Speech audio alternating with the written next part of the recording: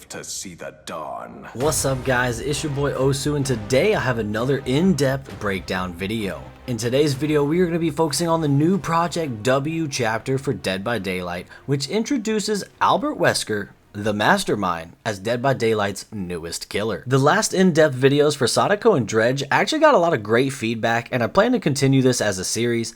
So if you like content like this, be sure to like and subscribe so you can always get the sneak peek preview with the newest chapters released on PTB. For the purposes of this video, I will be covering Albert Wesker's backstory, perks, abilities, and gameplay. This video will have timestamps, so feel free to jump to any part that you would like to see. If you would like me to do the same for the survivors Ada and Rebecca, be sure to leave a comment down below and let me know. Although Dead by Daylight's backstory is a shortened version, we know that in his early years of life, Albert was a part of a eugenics experiment known as Project Wesker, run by Dr. Oswell E. Spencer, one of the founding members of Umbrella. This program was designed to create an elite race of humans where they would collect and monitor young children chosen for the program. The children were injected with an experimental progenitor virus strain where all but Albert and Alex Wesker died from the experiments. As Wesker progressed through age and the program, he became a brilliant virologist and began working for the Umbrella Corporation. This was where Wesker met William Birkin and worked alongside him, laying the groundwork for what would become the G-Virus.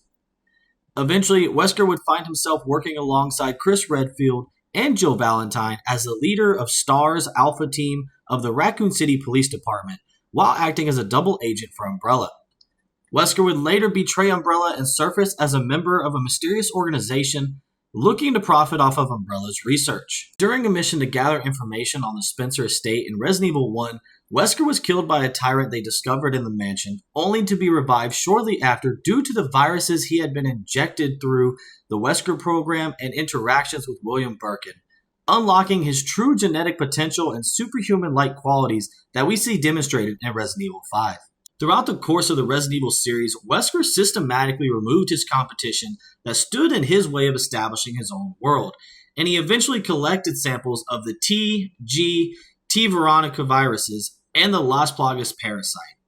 Each Resident Evil game brought Wesker one step closer to his ultimate goals that came to life in Resident Evil 5. With Umbrella dismantled, the samples collected, Jill's vaccinated blood obtained, and Wesker's rise within the Trisol Company, he was able to generate and create his own strand of the progenitor virus known as Ouroboros.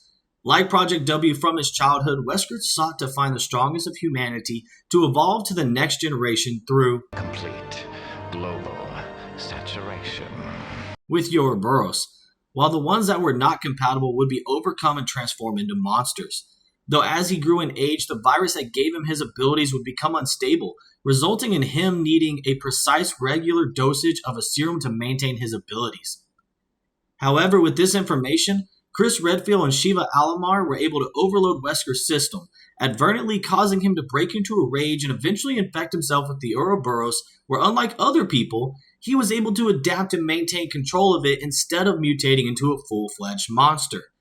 However, according to DBD's lore, it seems that Wesker was taken by the entity right after being injected by Ouroboros during his fight at the hangar with Chris and Shiva, where it says, determined to be at the vanguard of evolution, he once again made himself a test subject. Exposing himself to Ouroboros, he began to evolve in ways he could have never imagined. But as he felt his cells change, a strange black fog seeped into the hangar and filled his vision.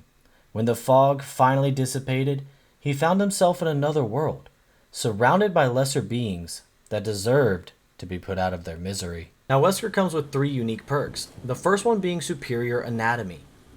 Decades of research have culminated in you, something faster, stronger, and more dangerous than any human. When a survivor performs a fast vault within 8 meters of you, this perk activates. The next time you vault a window, your vaulting speed is increased by 40%, and this perk has a 30-second cooldown. So basically, while in chase with a survivor, if they do vault a window, you can vault behind them basically at the same speed as a survivor and maintain your distance to them and your chase. His next perk is Awakened Awareness. Your genes have been altered to heighten your senses in intense situations. When carrying a survivor, you can see the aura of other survivors within 20 meters of your position. Auras revealed that way stay visible for 2 seconds after you stop carrying the survivor. This perk has a lot of potential with the current information style meta that we're seeing in Dead by Daylight right now. Pairing this with Lethal Pursuer, Barbecue, Floods of Rage, or any other aura type perks, this is going to be a crazy combination on not just Wesker, but so many other killers, such as like Nurse with Agitation and Starstruck as well. And then lastly, he has Terminus.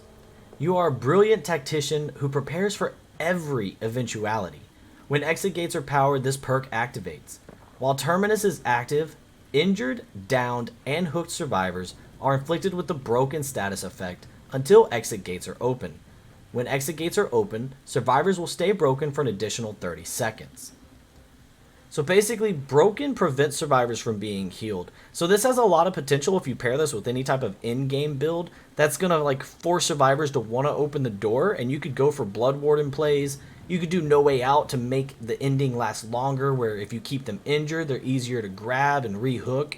This perk has a lot of potential and a lot of great combinations for endgame. Now, Wesker's power is known as the Virulent Bound. The Mastermind can barrel forward, infecting survivors with the Ouroboros virus or leaping over obstacles. Press and hold the power button to charge a bound attack. While charging, the Mastermind moves slightly slower as he prepares his strike. When charged, press the attack button to bound. If the Mastermind hits a survivor, that survivor becomes infected or furthers their infection. Should the Mastermind crash into something during the bound, he will slam the survivor, causing damage. If not, the survivor is thrown, losing a health state if they are thrown into any solid object. If Virulent Bound hits a dropped pallet or vault location, the Mastermind vaults over the obstacle. Now his power has the special effect of Ouroboros infection. Upon being hit by Virulent Bound, survivors become infected. Infected builds over time, and when fully infected, the survivor suffers from the hindered status effect. If a Virulent Bound grabs and slams a survivor while they are fully infected, the Mastermind will automatically carry them. Along with this, he also brings a special interaction to the map for survivors, known as the First Aid Spray. At the beginning of each trial, several supply crates spawn, each contains a First Aid Spray. When infected, a survivor can use the First Aid Spray on themselves or another to remove the infection. Each First Aid Spray has a set number of charges, which currently during the PTB is set to 2 charges total. In my experience with the matches that we've played, we've seen a total of 6 crates, which means that survivors have a total of 12 sprays to use, which is practically 3 per survivor, 1 per health state. Now, one thing that's unique about Wesker is he is the first killer that we have ever seen with a 40-meter tear radius. This unlocks so much different potential with different types of builds that focus on the size of the tear radius. Giving him an oblivious status effect is going to mess with survivors even more, because with the range of his tear radius, it's so hard to distinguish where he is and where he's coming from.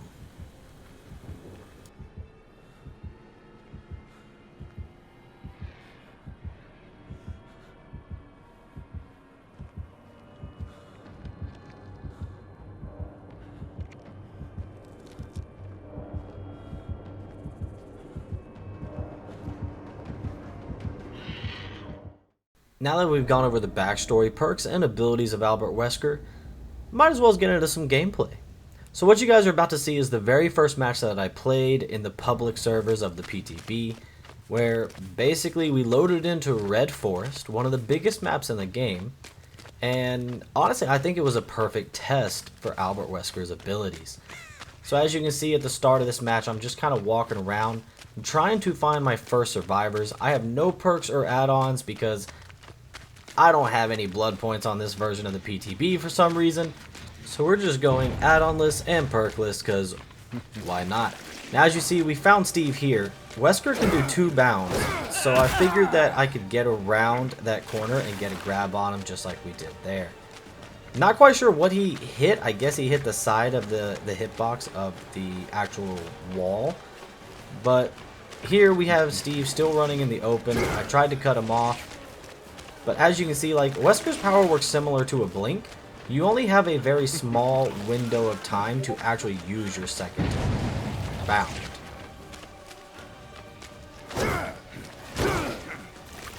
And as you can see right there, in order to vault a window or pallet, you actually have to be like in a straight line of sight. You can't vault a pallet or window coming in from the side. And because I was a slight second or two behind him, I wasn't able to get the damage on him as he was going through the window. But since Steve is already injured, when we hit him again with our bound, he automatically goes into the pickup.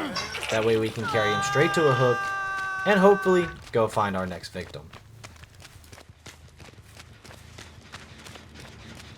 And despite our huge tear radius, we come up on Ada, who is still working on this gen, giving us a very easy first bound strike. 2 generators fly, but I'm not too worried about it. Now, Ada continued to run in a straight line, which allowed us to grab her and throw her. However, we didn't have enough distance to damage her, but we were able to get our first M1, leading into our second hook.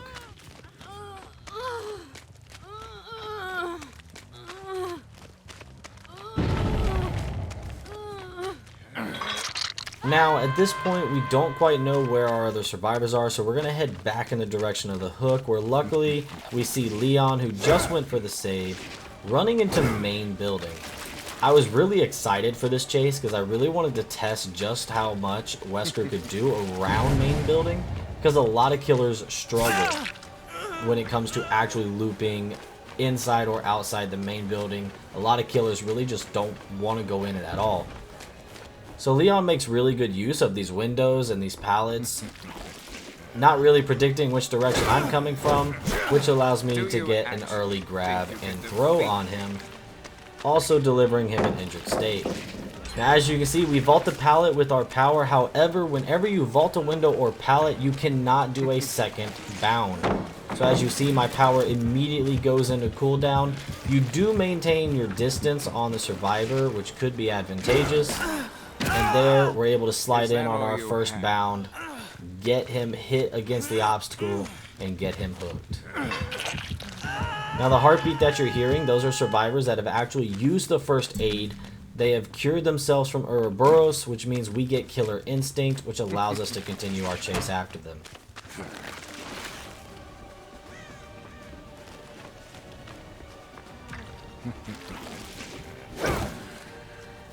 As for Steve running around Killer Shack, I wanted to see just how well Wesker's power would work for the Killer Shack. It's very similar to Deathslinger in a way, where if you have a straight line of sight and you have your power already prepped as you turn the corner, you're most likely going to get the hit that you're looking for. So not knowing where the survivors are, my natural instinct is to walk around, listen to the generators. As I see scratch marks, I come across Rebecca, who's coming up the hill. Now here I completely overshot both my slides. I was trying to see if I could like curve it into her, but he seems to be fixed in a very linear position where you can't really glide or do anything like Blight can, for example. Now, one thing I want to make note of, you see I started charging my power here and I suddenly stopped. His recovery is a lot slower than that of Blight or Nurse's. So there was a lot of times that I found myself activating my ability before it was actually ready, which really gave the survivors an advantage as I stopped short on a lot of my bounds. Now, with only one generator left, not knowing where survivors are, we're naturally going to go back to where the unhook is and hopefully see if we can get one of these two. Now, Steve went for a more advantageous position for us to go after. So naturally we turned towards him, and the second bound's distance allowed us to get Steve and put him on his death hook. So then we can continue the game. We see scratch marks in the distance, not sure who it is yet, but we're going to go ahead and pursue and see who exactly that we're chasing. So we find Leon here, who is working on a med kit, but isn't quite quick enough to dodge Wesker's speed as we come around that corner with 2 bounds back to back, allowing us to hook him. Now, someone just used a first aid spray, which gave us killer instinct, so we know to come back here. And this is where we get our grab and injured state on Ada by slamming her into the hook. Now, Ada runs for the save of the hook, so we're going to continue to go this path and see if we can get Ada down out of the way. I really didn't want to use my M1 as I really wanted to practice the M2 ability, so we were able to grab her, slam her into the building, and get her hooked. Now at this point, we know that Leon and Rebecca are right here, so we're going to come back over here and see which one we're able to go ahead and take advantage of. Now Rebecca was pretty smart. She was hugging these very tight loops to where I couldn't really get a lot of value out of my ability. So really your only option here is to either force the pallet or try and find an opening to use your ability. Which luckily we were able to swing wide, giving us the advantage to use the second faster and bigger distance bound to zoom in and grab her before she could actually make that turn. Now again, Leon breaks for the main building, knowing that it's probably going to give him the best cover against Wesker, to where we're not really going to be able to catch him unless we break a pallet. Again, I'm still kind of testing out the whole vaulting mechanism, seeing like maybe I'll gain distance, maybe I can catch up to him. We see that Ada in the corner is now fully infected with Ouroboros, which means next time we find her, even if she's fully healed, we'll be able to get an immediate grab. You will not live to see the dawn. So we know Rebecca was unhooked somewhere over here, so we start heading this way, and it seems that they prioritized healing over the infection, which allowed us to get the easy grab on Ada since she was already fully infected. And now with Killer Instinct, we're able to easily chase after Rebecca with our first and second bound, getting max distance grab, thus ending the match.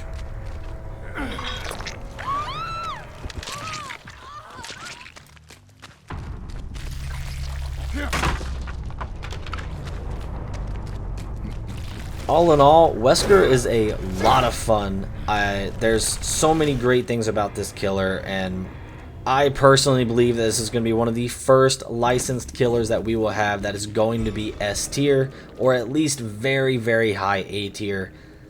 There's just so much potential, and I can't wait to see what Wesker's like when he hits the live servers. Personally, hopefully, I hope they don't change too much, because I think he's pretty good where he's at right now. And don't worry, for our viewers at home, I didn't forget the MORI. Let's finish this.